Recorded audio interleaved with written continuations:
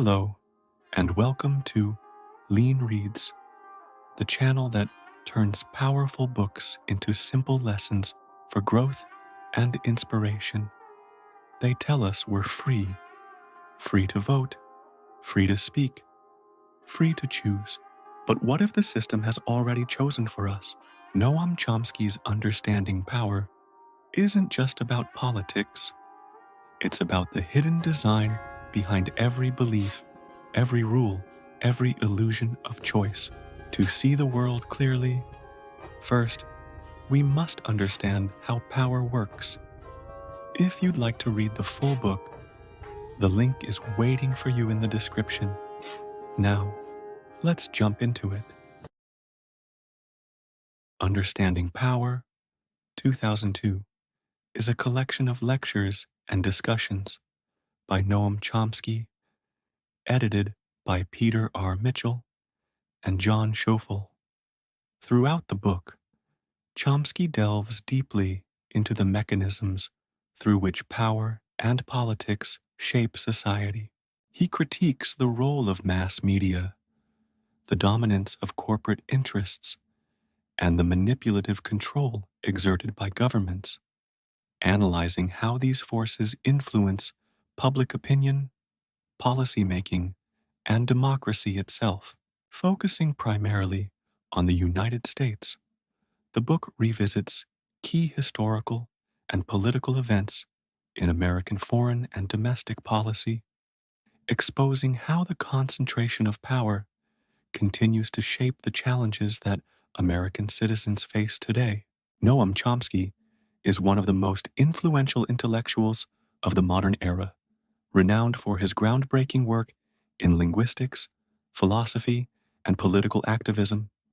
He is Professor Emeritus at the Massachusetts Institute of Technology, MIT, and the author of over 100 books on war, politics, linguistics, and the media, including Who Rules the World, Fateful Triangle, and Deterring Democracy. Chomsky's writings consistently challenge mainstream narratives, offering profound insight into the structures of power and the media's role in shaping public consciousness. Power, as Chomsky portrays it, is a double-edged sword. When guided by ethical intent, it can build, unite, and uplift societies. But when concentrated in the hands of the greedy or self-serving, it becomes a tool of exploitation and control, often leading to devastating consequences. The reach of power extends into every corner of human life, from family disputes to competitive games. Yet, when it comes to political power, the curtain behind major decisions grows thick, concealing much of what truly happens within the corridors of authority. Chomsky exposes how this opacity allows elites to manipulate information, manufacture consent, and maintain control over a largely uninformed public. In Understanding Power, readers are invited to explore four critical dimensions of power that have profoundly shaped modern America: social activism, how citizens resist and organize against systemic injustice; education, how schooling can both liberate and indoctrinate; poverty, how inequality is perpetuated through economic and political systems; policy and governance, how decisions that affect millions are influenced by elite interests. Although these discussions are drawn from talks spanning the 1980s and 1990s, their relevance remains strikingly current.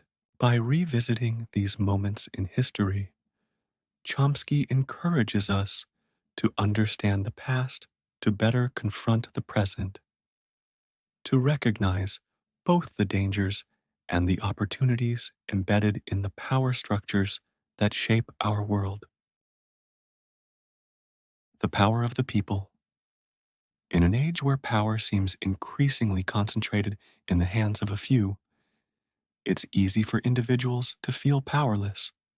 Unless you are a politician, a corporate executive, or someone with influence, you might wonder whether your voice can truly make a difference.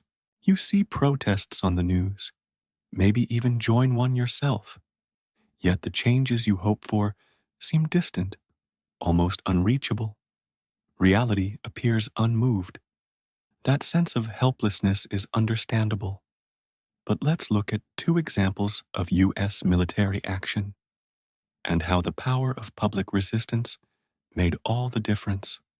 From Vietnam to Central America, when the public voice grows louder, in the 1960s, opposition to the Vietnam War surged across America. However, public dissent was constrained by tight control over the media. President John F. Kennedy held near absolute power in directing military operations, with little accountability to the people. By the 1980s, President Ronald Reagan faced a different environment. He couldn't simply deploy troops to Central America without consequence. The American public, now shaped by the painful memories of Vietnam, had grown skeptical of foreign interventions. The children of that war had become adults who questioned the meaning of sacrifice and the legitimacy of war itself. Realizing this shift, Reagan had to wage his Central American campaigns differently. He launched a massive propaganda effort to justify intervention and relied on covert operations instead of open warfare.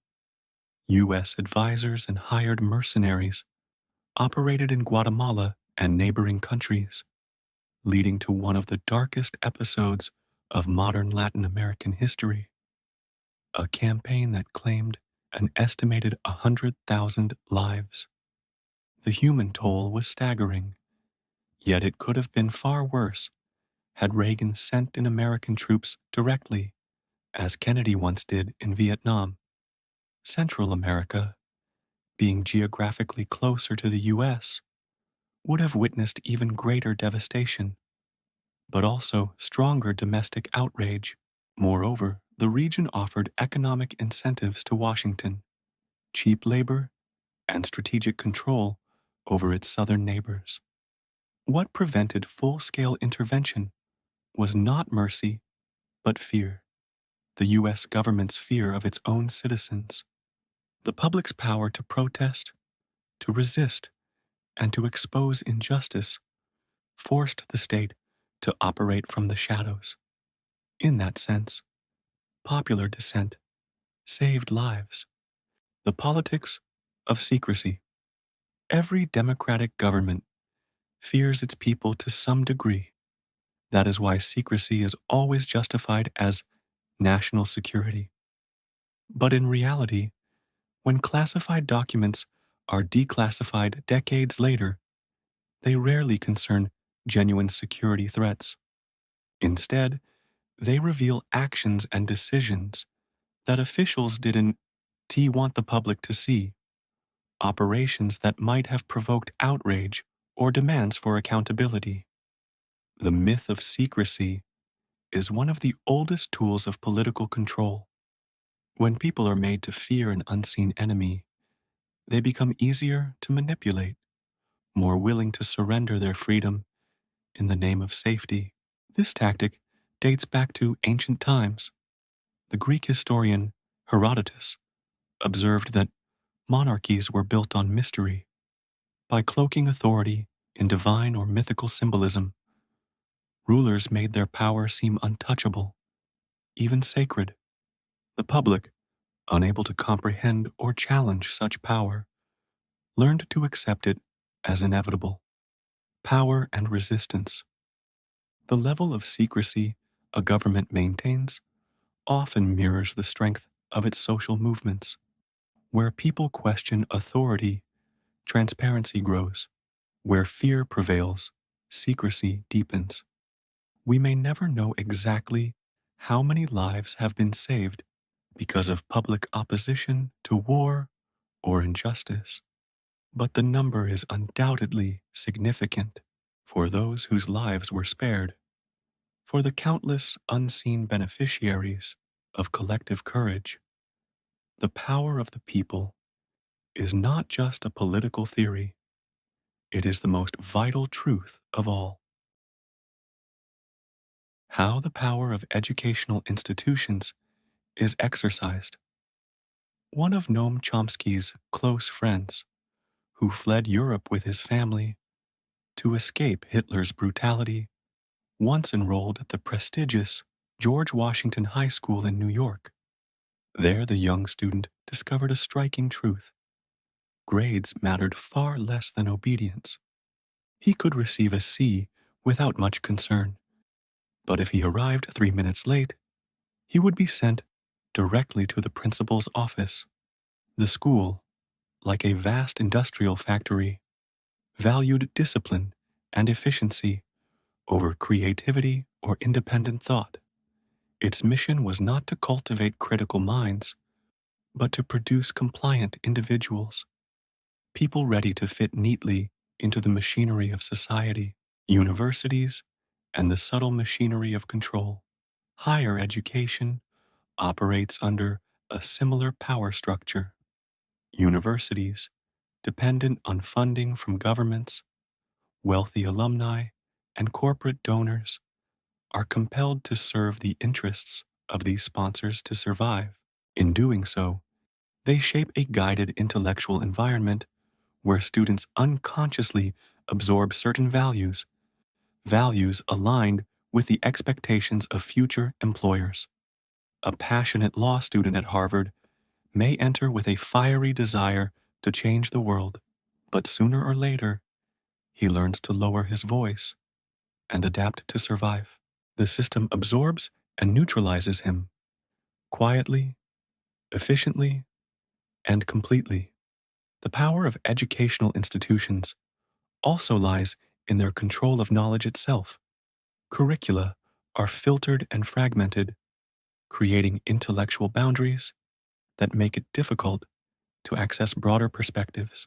If you wished, for example, to study how Japan's coordinated state industry system functions effectively, you would struggle to find a single department that fully addresses it.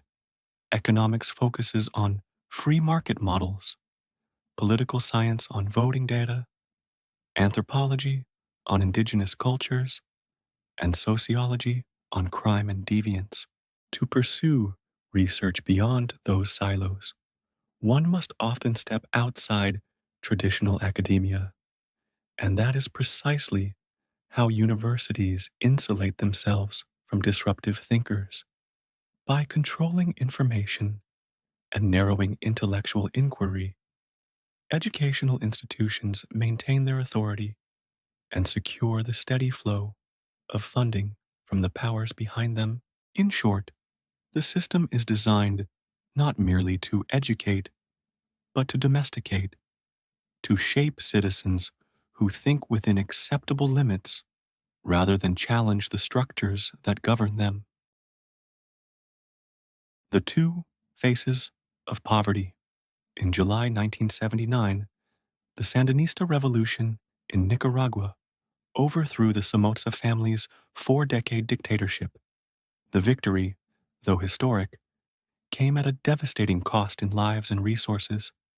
The World Bank estimated that Nicaragua would need at least a decade to restore its economy to 1977 levels.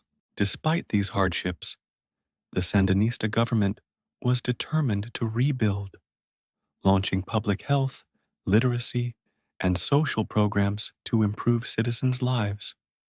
But this progress alarmed the United States.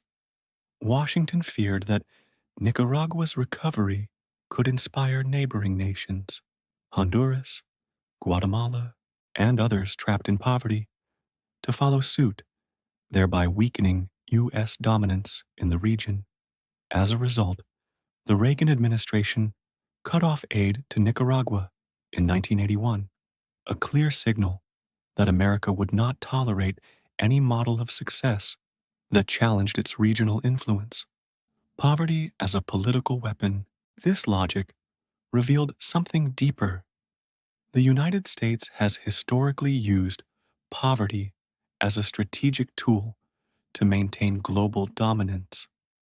The same mindset drove its 1918 intervention in revolutionary Russia, when peasants were beginning to gain control over their livelihoods.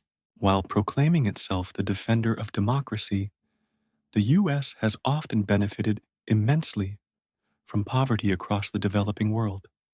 Cheap labor abroad fuels the American economy, providing low-cost goods and high corporate profits. But poverty is not confined to the so-called Third World. In 1994, 30 million Americans suffered from hunger and malnutrition. In New York City alone, 40% of children lived below the poverty line in the early 1990s. How did the land of hope, dreams, and capitalism end up here? The erosion of opportunity. Before the Great Depression of 1929, immigrants could earn a living in sweatshops, exhausting 16-hour days. But with the promise of progress, they could save money, educate their children, and climb out of poverty. The Depression shattered that dream. After World War II, America's economic growth relied heavily on high-tech industries funded by the government and tied to the military. Military spending became a tool to sustain the economy, a formula that persisted throughout the Cold War. However, these sectors offered few opportunities for new immigrants or unskilled workers. They lacked the upward mobility once found in traditional manufacturing. As a result, a large segment of the population became trapped in low-income classes with little chance of advancement. Simultaneously, agricultural mechanization in the South displaced millions of black workers, forcing mass migration northward. At the same time, waves of Latin American immigrants arrived seeking work, only to find jobs disappearing due to automation. Economic growth continued on paper, but the benefits were unevenly distributed. GDP rose, yet the poor grew poorer. The global poverty loop. Offshoring only deepened the divide. American corporations increasingly moved production overseas to exploit cheap labor, sacrificing domestic employment for higher profit margins. This created a vicious cycle. Poverty in the developing world fed the prosperity of rich nations, while poverty within those same rich nations quietly expanded. Thus, the global economy became a mirror of exploitation, where the suffering of the powerless sustains the privilege of the powerful. Chomsky's insight is chillingly clear. Poverty is not an accident of capitalism, but a feature of its design. The power of social policy. As we've already seen, the lack of employment opportunities in urban areas contributed to the alarming rise of poverty across many American cities during the Great Depression. Tragically, the groups most affected by this poverty were often the ones most likely to end up in prison, not necessarily because they were dangerous criminals, but because social policy itself turned them into targets. How policy shapes injustice. To understand this dynamic, we need to return to the era of President Ronald Reagan. By the mid-1980s, the United States had become the nation with the highest incarceration rate per capita in the world. During Reagan's presidency, the prison population tripled. What caused this explosive rise? The answer lies in policy design. Policies can be crafted to target specific groups and funnel them into the prison system. The clearest example is the war on drugs. Rather than punishing wealthy, mostly white suburban users of cocaine, the campaign disproportionately affected poor, inner-city residents. Most of those arrested weren't drug traffickers or producers. They were convicted of possession, often for small amounts of marijuana or crack cocaine. By the mid 1990s, nearly half of all federal inmates were incarcerated for drug related offenses. Among them, African Americans and Latinos made up a striking majority. The same communities that had migrated to cities generations earlier, seeking better lives and fair opportunities. A 1996 report revealed a shocking statistic. For every 100 Black or Latino individuals imprisoned for the drug offenses, only one white person faced similar punishment. Selective accountability. But who then produced these drugs in the first place? In the 1980s, the CIA estimated that only 10% of chemical exports from the United States to Latin America were used for legitimate industrial purposes. The remaining 90% went into the production of illegal substances. And yet, how many corporate executives from the chemical industry were ever held accountable? None, because social policy rarely targets those on whom it depends. Instead, it criminalizes the poor while shielding the powerful. The economics of incarceration, mass incarceration, became a profitable enterprise, a government funded engine that stimulated the economy with taxpayer money. Construction companies were paid to build prisons. These prisons required maintenance, staff, and legal infrastructure. Lawyers, contractors, and consultants all benefited from the growing prison industrial complex. It was a closed loop system where policy allowed the wealthy to become wealthier, financed by the taxes of the working poor and the suffering of the marginalized. This is the true face of social policy when it ceases to serve the common good.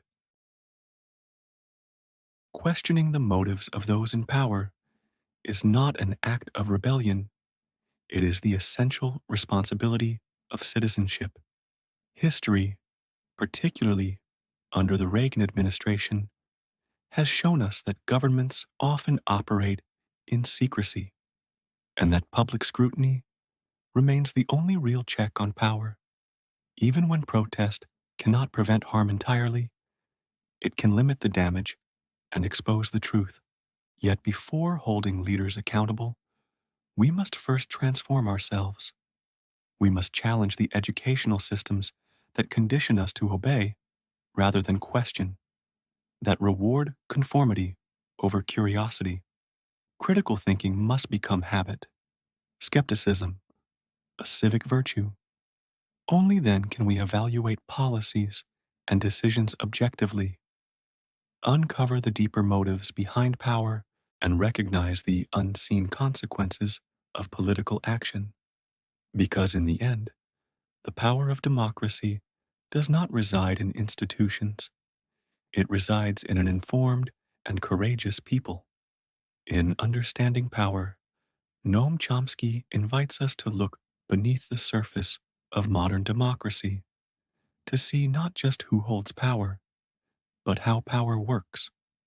His analysis cuts across decades of politics, media, education, and economics, revealing a truth both uncomfortable and liberating, that in most democratic societies, consent is not earned, it is manufactured. Through his calm but relentless reasoning, Chomsky exposes the intricate systems that shape what people think, what they fear, and even what they believe to be possible. Governments and corporations do not need to silence dissent by force. They simply need to control the flow of information, define acceptable opinion, and teach obedience from an early age. Chomsky shows that institutions like schools, universities, and the media are not neutral. They are instruments of social engineering. The goal is not education, but domestication, the transformation of creative, questioning minds into obedient workers, efficient consumers, and passive citizens. At the same time, the economic and social systems that claim to reward merit often reinforce inequality. Poverty, in Chomsky's view, is not a byproduct of capitalism. It is a deliberate design feature, a mechanism to sustain cheap labor, dependency, and control.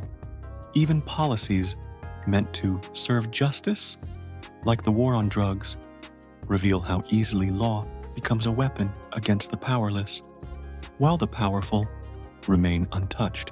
The machinery of the state, when left unchallenged, turns self-preservation into ideology and control into virtue. And yet, understanding power is not a book of despair. For every example of manipulation, Chomsky reminds us of the transformative strength of collective awareness. Public protest, limited wars, exposed corruption, and forced governments to retreat from excess, from Vietnam to Central America. The lesson is clear. When ordinary people question authority, even the most entrenched systems begin to shift. Real democracy, Chomsky suggests, does not come from ballots alone. It comes from an informed and vigilant public, from citizens who refuse to delegate morality and who understand that freedom demands constant participation. 2 decades after this book's publication, its relevance has only grown. The rise of digital media, algorithmic echo chambers, and corporate surveillance has made Chomsky's warnings prophetic. Today, control is not only exercised through propaganda, it is embedded in the very architecture of information we use every day. Understanding power, therefore, is not just an intellectual exercise. It's a form of self-defense. Chomsky doesn't tell us what to believe. He tells us to question why we believe. He challenges us to recognize the quiet mechanisms that shape our values, to see that true power lies not in institutions, but in the human capacity to think critically, act collectively, and refuse silence. In a world drowning in noise, understanding power remains a call to clarity, a reminder that awareness itself is resistance. When you see something that is wrong, you're obligated to speak out, even if you think you can't change it, because silence is consent.